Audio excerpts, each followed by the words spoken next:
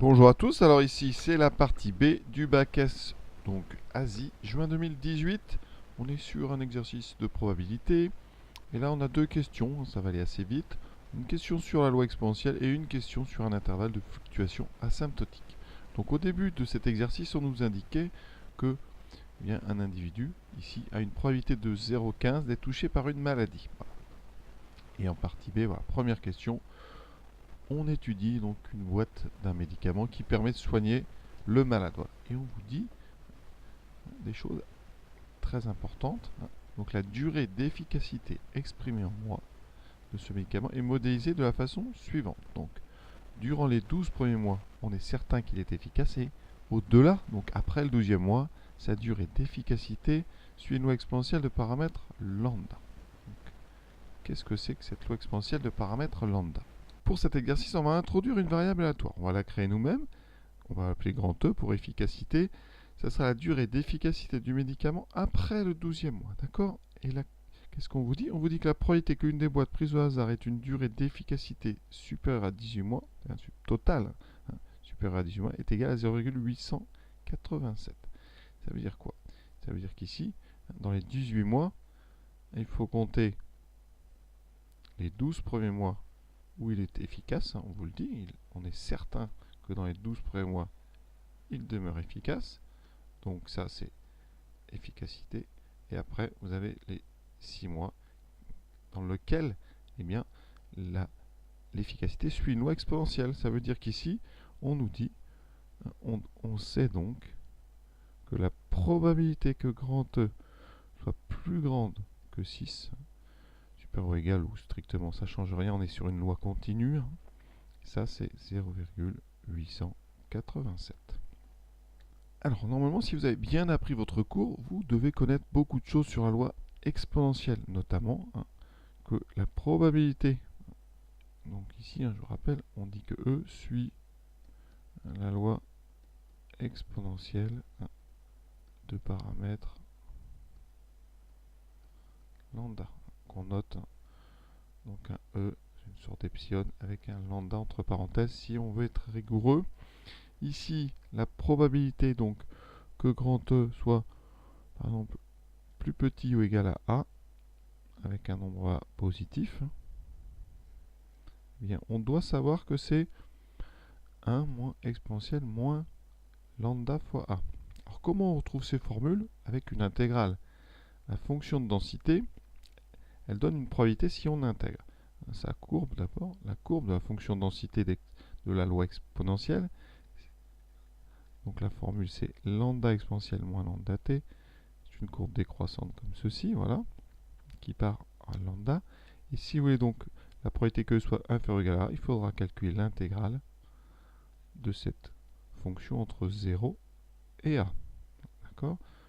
Donc je vais vous le redémontrer très vite. Donc c'est l'intégrale entre 0 et A de lambda exponentielle moins lambda t dt. Et la primitive de cette fonction, une primitive, c'est exponentielle moins lambda t avec un moins devant. D'accord? Et quand vous remplacez par A, vous obtenez ça, moins, et on remplace par 0, et vous voyez que ça donne assez vite. Donc moins exponentielle moins lambda plus 1, qu'on écrit 1 moins exponentielle moins lambda. Donc voilà, vous pouvez l'apprendre par cœur, hein, mais vous voyez, on peut le redémontrer très vite. Alors nous ici, on veut plutôt un E supérieur, donc deuxième formule qui découle de celle-ci. Probabilité que ce soit supérieur ou égal à A, eh bien, c'est 1 moins la probabilité que ça soit donc inférieur. Inférieur, inférieur ou égal, on a dit que c'était pareil, donc ça fait 1 moins E moins lambda. Et en enlevant les parenthèses, il reste exponentielle moins lambda. Donc ça, vous pouvez, pareil, l'apprendre par cœur. La probabilité que E soit supérieur ou égal à A, c'est exponentielle moins lambda. On peut vous demander de le retrouver à partir de l'intégrale. Hein. Donc il faut savoir faire ce que j'ai fait juste avant. Probabilité que E soit plus petit ou égal à A. Et après, vous passez au contraire pour E supérieur ou égal à A. Donc ici, on a quasiment tout ce qu'il nous faut pour faire l'exercice. Donc l'information P de E supérieur ou égal à 6 égale 0,887, on va la traduire. Parce que P de E supérieur ou égal à 6, on a dit, c'est exponentielle moins 6 lambda. Et là, vous avez une petite équation en exponentielle. Donc, on va passer des deux côtés au logarithme. Tout est positif. Donc, ça veut dire que moins 6 lambda sera égal à ln 0,887. On divise par moins 6 et on trouve la valeur de lambda. ln de 0,887 divisé par moins 6. Alors c'est normal ici, en haut le logarithme, vous voyez, c'est le logarithme d'un nombre plus petit que 1, donc c'est négatif. On divise par moins 6, ça donne donc un nombre positif. Et vous savez, hein, le paramètre d'une loi exponentielle est toujours strictement positif. Voilà. Donc on ne nous demande pas ici lambda, on vous demande la valeur moyenne. Donc là j'ai trouvé lambda. D'accord? On a donc la valeur du paramètre. Et qu'est-ce qu'on fait pour trouver la valeur moyenne? Eh bien, il faut savoir une dernière chose, c'est que la valeur moyenne, c'est l'espérance. Hein. Ici, dans le cadre des variables aléatoires, donc, et on sait que l'espérance donc de E, alors ici, il faut faire attention, j'ai appelé ça E, c'est peut-être pas judicieux parce qu'espérance c'est un E. Donc ici, j'ai appelé, donc je vais mettre espérance pour être bien clair, espérance donc de E. D'après le cours, l'espérance d'une loi exponentielle, c'est l'inverse du paramètre, c'est-à-dire 1 sur lambda. Et ça donne donc, je répète, la valeur moyenne. Donc ici, 1 sur lambda, ça fait 1 sur ln de 0,887 divisé par moins 6. Donc ça fait moins 6 sur ln de 0,887. On va prendre une machine pour donner une valeur approchée. Et vous voyez qu'on trouve 50,037, etc. Donc c'est à peu près 50. Donc la valeur moyenne de la durée d'efficacité totale, parce que là, ça c'est après le 12e mois, donc conclusion, valeur moyenne totale, c'est donc 50 plus 12, c'est donc à peu près 62 mois. Donc attention, le piège, je dirais, dans cette question, c'est d'oublier de répondre vraiment à la question, tellement on est concentré sur la recherche de lambda. Donc on pourrait très bien oublier le plus 12, qu'on ne doit pas oublier, parce que c'est la durée totale ici, d'accord? Donc voilà cette première question, déjà une question, on va dire, très intéressante sur la loi exponentielle. Deuxième question, une ville de 100 000 habitants veut constituer un stock de ses boîtes afin de soigner les personnes malades. Quelle est la taille minimale de ce stock pour que la probabilité qu'il suffise à soigner tous les malades soit supérieure à 0 à 95%? Alors on sait dans le texte que la probabilité d'être malade, c'est 0,15.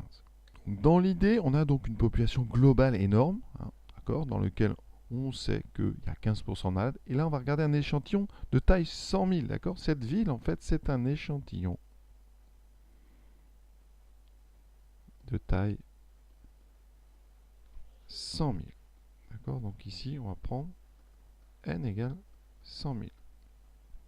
Et donc, on va regarder dans quel intervalle va se situer la fréquence de cet échantillon. D'accord? Donc, on va faire un intervalle de fluctuation asymptotique, puisque c'est vraiment le thème dans ce genre d'exercice. Donc, comment on fait? Déjà, je vous rappelle la formule et les conditions d'application de cette formule. On a deux paramètres. Donc, on a ici n égale 100 000 et la probabilité globale de la population, c'est 0,15.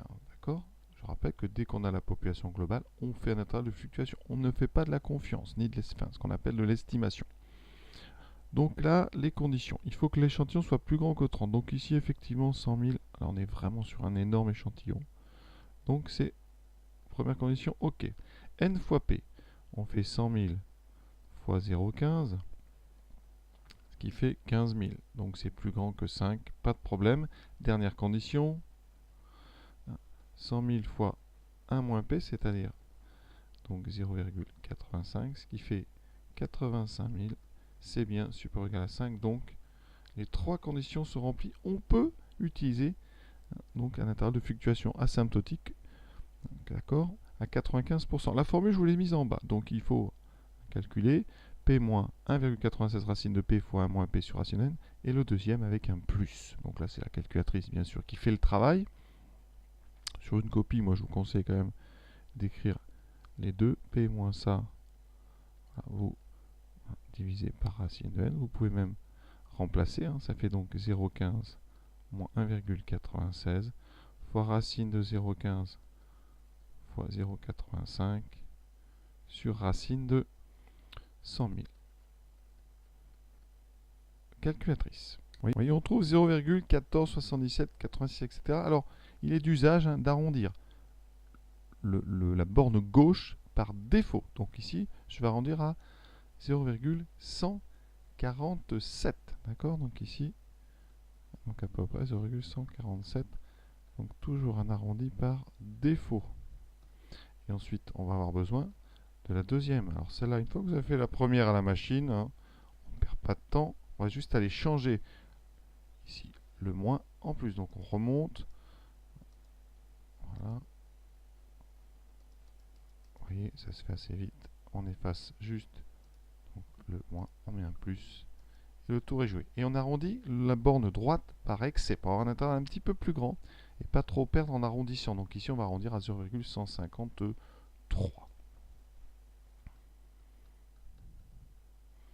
Et donc on arrondit par excès. Vous pouvez même le préciser sur votre copie. Donc notre intervalle ici à 95% pour n égale 100 000, donc i 100 000, ça sera 0,147, 0,153. Ça signifie quoi? Ça veut dire qu'ici, sur une population, sur un échantillon pardon, de 100 000, hein, on aura donc 0,147, ça c'est une proportion, donc on aura au minimum, donc dans notre échantillon là, ça va faire donc 14 700 malades, et au maximum dans cet échantillon, dans cet intervalle, on aura donc 15 300. D'ailleurs, puisque j'ai multiplié par 100 000, j'aurais peut-être dû garder un petit peu de précision.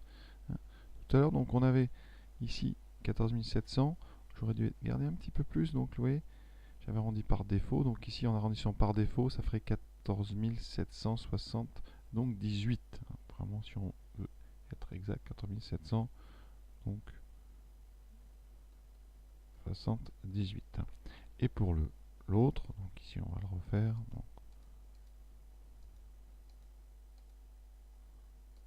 plus, et donc 15 222. On arrondit au-dessus. Voilà.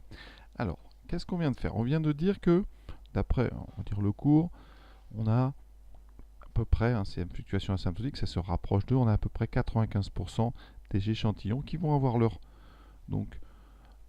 taux de malades, leur nombre de malades entre 14 768 et 15 222. Donc, si on veut être sûr de soigner tout le monde, dans à peu près 95% des cas, ou dans plus de 95% des cas, si on veut un petit peu répondre à la question, eh bien on va devoir avoir plus que 15 222 médicaments, puisque vous avez, dans 95% des échantillons, vous avez au maximum 15 222 malades. Donc ici, on va prendre donc la taille minimale. Taille minimale, il faut un stock de 15 222 médicaments. Et si pour tous ceux qui avaient arrondi à 0,153, eh bien vous répondrez 15 300. Donc la taille minimale c'est 15 300. Voilà, donc vous inquiétez pas trop pour toute la rédaction, en tout cas, chose en général, donc à l'oral, enfin à l'écrit, les consignes sont assez larges, donc quand les conditions n'y sont pas, en général on ne sanctionne pas. Si les arrondis ne sont pas par excès ou par défaut, c'est pareil, on est très très sympathique. Donc ne vous inquiétez pas trop, en plus c'est des notions assez floues, parce que là on manipule des intervalles de fluctuation asymptotiques, donc on va tendre, quand n grandit, là on a vraiment n qui est très grand, on va tendre vers 95% des échantillons qui sont à l'intérieur, mais c'est pas exactement 95, ça peut être un petit peu moins, un petit peu plus, donc c'est pour ça qu'on est sur des questions un petit peu floues là, à la limite vraiment de ce qu'on sait expliquer aux élèves. Donc pas d'inquiétude, vous appliquez la formule, vous multipliez par 100 000 et vous donnez la borne de droite pour répondre bien à ce qu'on vous demande. Voilà, j'espère que ça vous a permis de bien comprendre. À très bientôt.